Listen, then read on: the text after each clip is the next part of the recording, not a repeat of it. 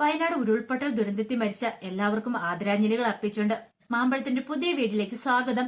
നമുക്ക് നേരെ ഉണ്ണിമോടെ അയ്യപ്പസ്വാമിയുടെ ഇന്നത്തെ നല്ലൊരു വിശേഷം കണ്ടാലോ.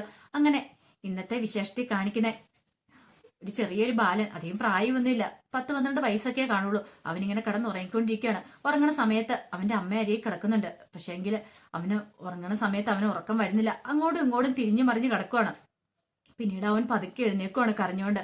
അവന്റെ കൺമുന്നിലേക്ക് ചില ദൃശ്യങ്ങളൊക്കെ വരുവാണ്. പിന്നീട് അവന്റെ അമ്മ പറയുന്ന കാര്യം, നിന്നെ ഞാൻ മണിമാളിയെ കൊണ്ട് തള്ളൂന്നൊക്കെ.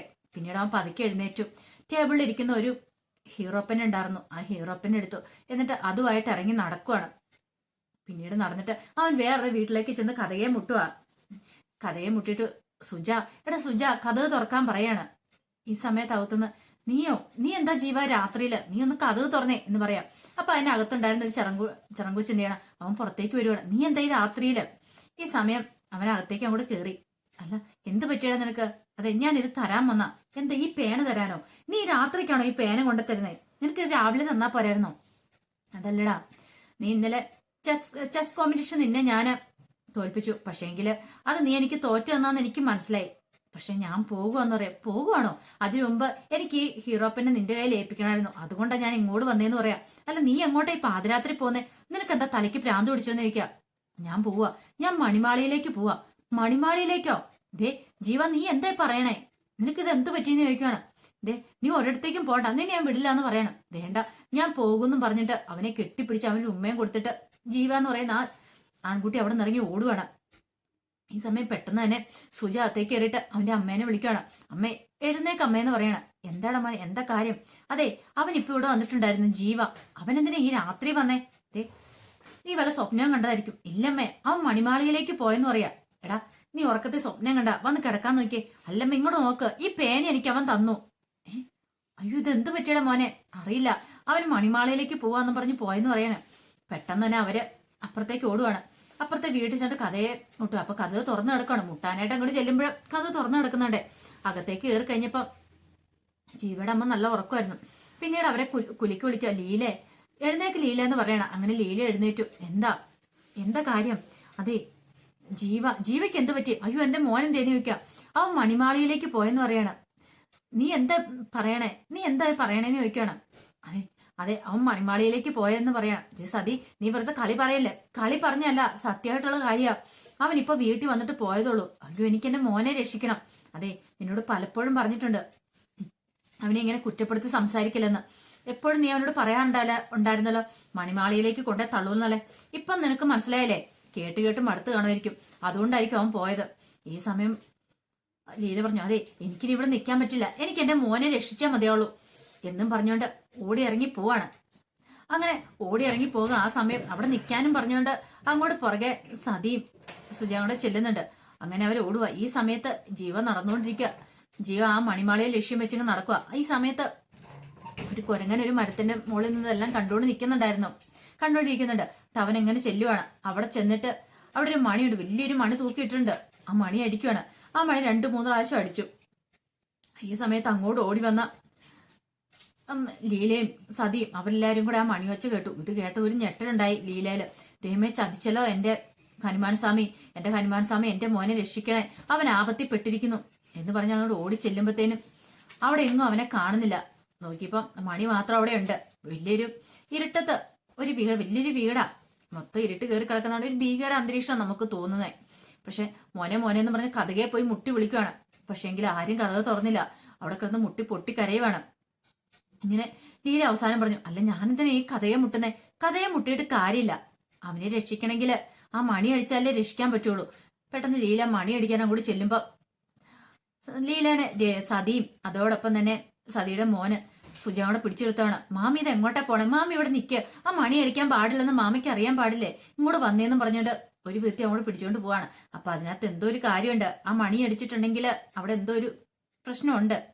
ഇത്രയാണ് അയ്യപ്പസ്വാമിയുടെ മനസ്സിലേക്ക് ഓടി വരുന്ന ഓർമ്മകൾ. അയ്യപ്പസ്വാമി പെട്ടെന്ന് കണ്ണ് തുറക്കുവാണ്. കണ്ണ് തുറന്ന് ഇങ്ങനെ നോക്കുവാണ്. ഉണ്ണിമോൾ ചോദിച്ചു, അല്ലേ ഗിരിദേവൻ എന്താ ആലോചിച്ചോണ്ടിരിക്കണേ?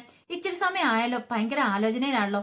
അല്ല, ഞാൻ ആലോചിക്കുമായിരുന്നു. ഉണ്ണിമോൾ എന്നോട് ചോദ്യം ചോദിച്ചില്ലേ, ഈ ലോകത്ത് നിന്നല്ലാതെ വേറൊരു ലോകത്തിൽ നിന്ന് ആരെങ്കിലും കണ്ടിട്ടുണ്ടോന്ന്, ഭൂമിയിലുള്ള ആരെങ്കിലും കണ്ടിട്ടുണ്ടോന്ന്. ഞാനപ്പൊ അതിനെക്കുറിച്ച് ചിന്തിക്കുമായിരുന്നു പറയാ. ഉണ്ണിമോള് ചോദിച്ചു, അല്ല അങ്ങനെ ഉണ്ടോന്ന് ചോദിക്കുവാണ്. അങ്ങനെയൊക്കെ ഉണ്ട് ഉണ്ണിമോളെ എന്ന് പറയാം. ഇപ്പോഴും വടക്കൻ ജില്ലയിലുള്ള ആൾക്കാര് പെൺകുട്ടികൾ എന്ത് ചെയ്യുന്നറിയാവോ, മീനമാസത്തില് കാമദേവനെ പൂജിക്കാറുണ്ട്.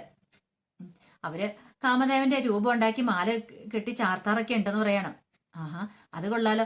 ഇതുപോലൊരു പെൺകുട്ടി മാല കെട്ടി ചാർത്തി അവൾക്ക് കാമദേവനെ കാണുന്നത് ഭയങ്കര ആഗ്രഹമായിരുന്നു. അപ്പൊ അവളുടെ കൺമുന്നിൽ കാമദേവൻ വന്നെന്നാണ് പറയണേ. ഇത് കേട്ടപ്പോ പെട്ടെന്ന് ഉണ്ണിമോള് പറഞ്ഞു, അങ്ങനെയൊക്കെ ഉണ്ടോന്ന് ചോദിക്കണം. മുത്തശ്ശി പറഞ്ഞു, അങ്ങനെയൊക്കെ പറയുന്നുണ്ട്.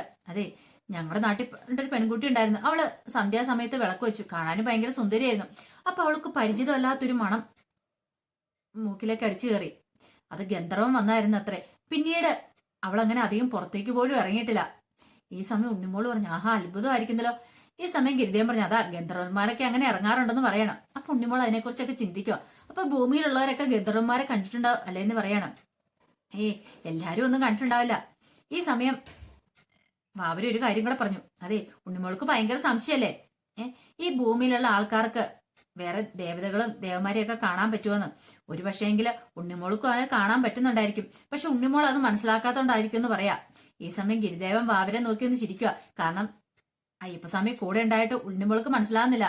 കാരണം അവര് ദേവതകളോ ദേവന്മാരോ അവര് മനസ്സ് വെക്കണം ആരെ കാണണം എന്നുള്ളത്. അതുപോലെ തന്നെയാണ് ഉണ്ണിമോളുടെ കാര്യം. ഉണ്ണിമോൾ അധികം ആരെ കാണാൻ ആഗ്രഹിക്കുന്നോ, ഒരു പക്ഷെ എന്നായാലും ഒരു ദിവസം അവര് ഉണ്ണിമോളുടെ മുന്നിൽ പ്രത്യക്ഷപ്പെടുമായിരിക്കും. പക്ഷെ ഉണ്ണിമോൾക്ക് അതൊന്നും മനസ്സിലാക്കാൻ പറ്റുമോ അറിയില്ല എന്ന് പറയാം. പിന്നീട് ഗിരിദേവനും വാവരും ഉണ്ണിമോളുടെ ഒക്കെ അടുത്തുനിന്ന് നേരെ ഇറങ്ങി പോരുവാണ്. ഈ സമയത്ത് വാവര് ചോദിച്ചു, അല്ലേ ഗിരിദേവ, ആ വലിയ ഒരു വീട്, ആ മണിമാളികയുടെ പുറത്തായിട്ട് ഉമ്മറത്തായിട്ട് വലിയൊരു മണി, അതൊക്കെ അതിന്റെ ഉദ്ദേശം എന്താ? അകത്തേക്ക് പോയ ആ കുട്ടി പുറത്തേക്ക് വന്നിട്ടില്ല. അപ്പൊ അതിനകത്തുള്ളത് ശത്രുവാണോ അതോ മിത്രമാണോ എന്ന് ചോദിക്കുക. ഗിരിദേവൻ പറഞ്ഞു, ശത്രുവാണോ മിത്രമാണോ എന്നൊന്നും അറിയില്ല, പക്ഷെങ്കില് അങ്ങോട്ട് പോകണമെന്ന് പറയണം. അതിങ്ങനെ പോകാൻ സാധിക്കും. അങ്ങോട്ട് ക്ഷണിക്കാതെ എങ്ങനെ പോകുന്നത് ശരിയാണോ? ക്ഷണിക്കപ്പെടാതെ അങ്ങോട്ട് പോകുന്നത് തെറ്റായിട്ടുള്ള കാര്യമല്ലേ? ക്ഷണിക്കാനായിട്ട് ആള് വരും. എന്നെ ഉണ്ണിമോളെയും കൊണ്ടുപോകാനായിട്ട് അവിടുന്ന് ക്ഷണിക്കാനായിട്ട് ആള് വരും എന്ന് പറയാ. പെട്ടെന്ന് വല്ലാത്തൊരു സംശയം അവർക്ക്. അല്ല, ആര് വരുമെന്നാ പറയണേ? ഈ സമയത്ത് മരത്തിന് മുകളിൽ നിന്ന് ഒരു കുരങ്ങിരുന്ന് ഇങ്ങനെ ഇവരെ തന്നെ നോക്കിയിരിക്കുന്നുണ്ടായിരുന്നു. ഗിരിദേവൻ പറഞ്ഞു, അതൊക്കെ വന്നോളും. വാവര് വരാൻ പറഞ്ഞു വാവരെ കൂട്ടിക്കൊണ്ട് അങ്ങോട്ട് പോവാണ്. പിന്നീട് കാണിക്കുന്ന ജയന്തനും കല്ലും കൂടെ സുന്ദരിയുടെ ഭർത്താവിന്റെ ആ വിഗ്രഹത്തിന്റെ അടുത്തേക്ക് ചെല്ലുവാണ്.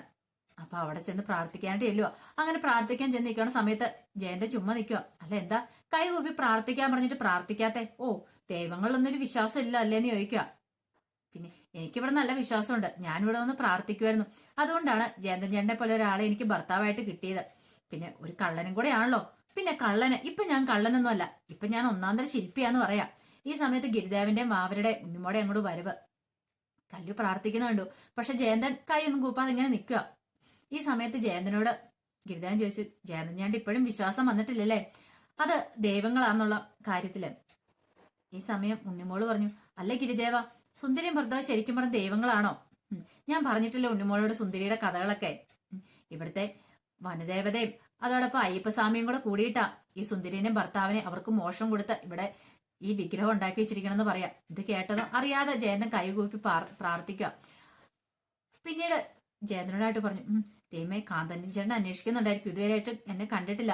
ഞാൻ ഇവിടെ വന്ന് പ്രാർത്ഥിച്ചിട്ട് ചെല്ലാന്ന് പറഞ്ഞ് ഇങ്ങോട്ട് വന്നതാ, നമുക്ക് പോകാന്ന് പറഞ്ഞ് അങ്ങോട്ട് തിരിയുമ്പോഴാണ് കാന്തനും കുറെ ആൾക്കാരും കൂടെ അങ്ങോട്ട് വരുന്നേ.